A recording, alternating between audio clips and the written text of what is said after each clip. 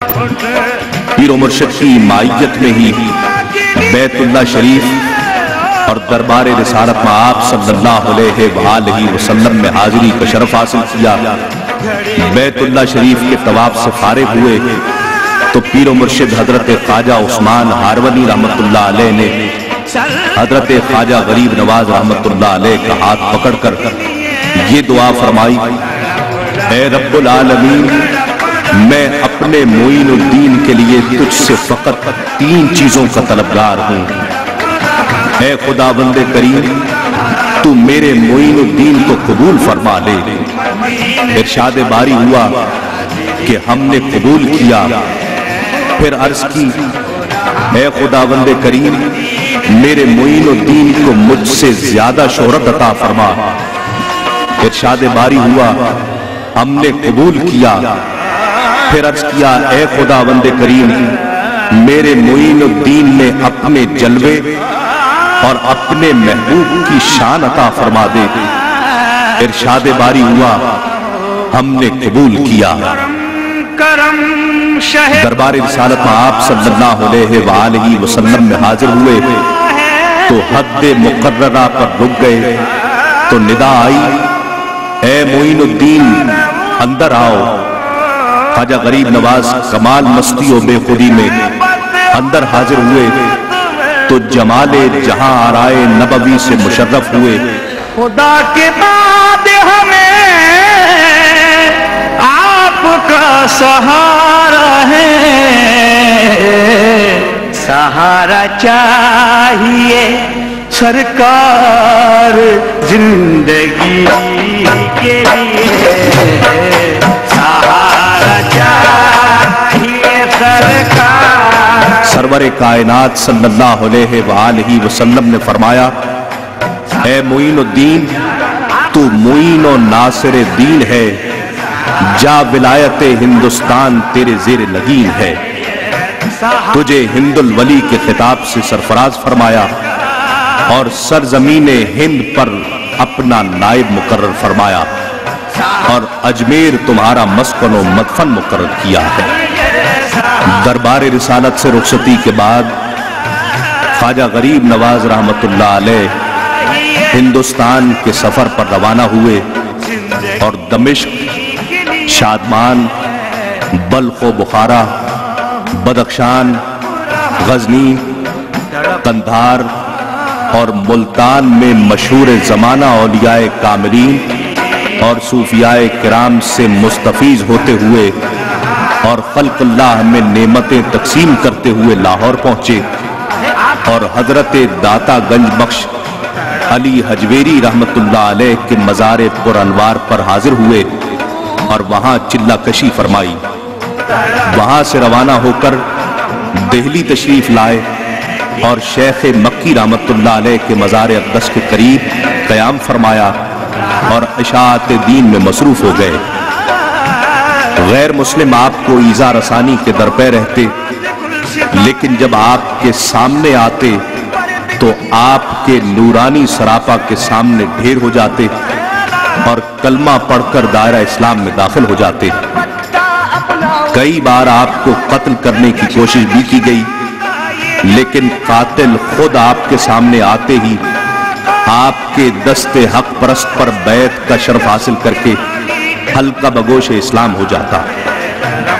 خواجہ غریب نواز رضی اللہ تعالیٰ عنہ کی اجمیر آمد سے پہلے ہی حاکم وقت راجہ پرتھوی راج جو خاندان چوہان سے تھا اور جس کی حکومت دہلی راجپوتانہ و گجرات وغیرہ تک پھیلی ہوئی تھی، انتظام ملک اور فنون سپاہ گری و شہ سواری اور جمیع آداب شاہی اور علوم حکمت و نجوم میں ماہر تھا، اور اس کی والدہ بھی علم نجوم کی ماہر تھی۔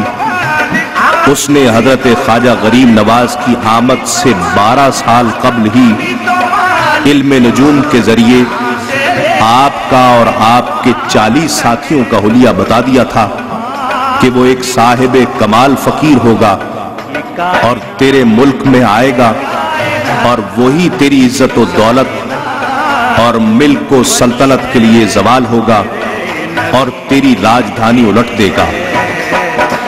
پرتھوی راج نے اپنی والدہ کی ہدایت کے موافق اس حلیہ کی تصاویر کی نقلیں جا بجا شاہراہوں اور راستوں پر تھانوں میں اور چوکیداروں کو بھجوا کر تاکید لکھ دی کہ اس شکل و صورت کے لوگوں کا جب تمہاری طرف سے گزر ہو تو باحفاظت و احتیاط ان کو ہمارے حضور میں حاضر کر دیا جائے یا مکر و فریب سے انہیں ہلاک کر دیا جائے۔ چند دن قیام کے بعد آپ دہلی سے اجمیر کے لیے روانہ ہو گئے۔ باوجود اس کے کہ دہلی سے اجمیر تک تمام علاقہ راجہ پرتھوی راج کا اور ہر جگہ آپ کی گرفتاری کا حکم موجود تھا، لیکن کارساز حقیقی کی حمایت آپ کے ساتھ تھی اور آپ کا مقصد نہ دنیا کمانا تھا نہ لڑائی لڑنا تھا، بلکہ اپنے اخلاق و کردار سے آپس میں میل محبت پیدا کر کے خدائے واحد کے آگے سب کو جھکانا تھا۔ اس لیے آپ امن و سلامتی کے ساتھ دہلی سے اجمیر میں داخل ہو گئے۔ ایک سایہ دار درخت دیکھ کر اس کے نیچے قیام فرمایا۔ اونٹ والوں نے منع کیا اور کہا کہ یہ فقیروں کا استھان نہیں، مہاراج کے اونٹوں کے باندھنے کی جگہ ہے، لہٰذا تم کسی اور جگہ جا کر قیام کرو۔ آپ کے ساتھیوں نے ان کے روک ٹوک کی کوئی پرواہ نہ کی۔ جب انہوں نے زیادہ سختی کی تو خواجہ غریب نواز کو ناگوار گزرا اور وہاں سے اٹھ کر کھڑے ہو گئے اور فرمایا، اچھا ہم جاتے ہیں، تمہارے اونٹ بیٹھے رہیں گے۔ وہاں سے اٹھ کر آپ ماں ساتھیوں کے آنا ساگر پر تشریف لائے اور ایک جگہ خوش فضا دیکھ کر اسی جگہ قیام فرمایا اور عبادت الہی میں مصروف ہو گئے۔ ادھر شام کو جب اونٹ اس جگہ پہنچے جہاں سے خواجہ صاحب کو اٹھایا گیا تھا اور اونٹ باندھے گئے تھے، جب اونٹ بیٹھ گئے تو بس حسب ارشاد خواجہ غریب نواز بیٹھے ہی رہ گئے۔ چرواہوں نے لاکھ کوشش کر لی لیکن ایک اونٹ بھی اپنی جگہ سے ہل نہ سکا۔ یہ خبر راجہ پرتھوی راج کو دی گئی۔ یہ سب سن کر اسے بڑا تعجب ہوا۔ اس نے گھبرا کر کہا، جاؤ اس فقیر سے معافی مانگو۔ ساربان حضرت خواجہ غریب نواز کی خدمت میں پہنچے اور معافی کے طلبگار ہوئے۔ آپ نے معاف فرما دیا، تب اونٹ اپنی جگہ سے اٹھے۔ ادھر آنا ساگر پر حضرت کے ساتھی کھانا پکانے میں مصروف ہو گئے۔ چند لوگوں نے جانور شکار کیا اور گوشت کے کباب وغیرہ بننے لگے۔ کچھ لوگ بغرض رفع ضروریات متفرق ہو گئے، چنانچہ ان میں سے کچھ لوگ تالاب بیلا جو اس وقت اہل ہنود کی بڑی عبادت گاہ تھی چلے گئے اور کچھ لوگ آنا ساگر پر غسل وضو وغیرہ میں مصروف ہو گئے۔ جب یہ خبر اہل ہنود میں پھیلی تو لوگوں نے آپ کے ساتھیوں کو سختی سے روکا۔ یہ خبر جب حضرت خواجہ غریب نواز تک پہنچی تو آپ نے ارشاد فرمایا، جاء الحق وزہق الباطل ان الباطل کان زہوقا، اور خادم خاص حضرت فخر الدین کو ایک چھاگل عنایت فرما کر حکم دیا کہ تالاب آنا ساگر سے اس کو بھر لاؤ۔ حسب حکم خادم مذکور چھاگل پانی سے بھر لایا۔ حکمت ایزدی سے تمام تالابوں، کنووں اور حوضوں کا پانی اس میں سمو گیا۔ مسلمان اس چھاگل سے پانی لے کر اپنی ضروریات پوری کرتے اور ادھر مشرکین اور کفار پانی کو ترس گئے۔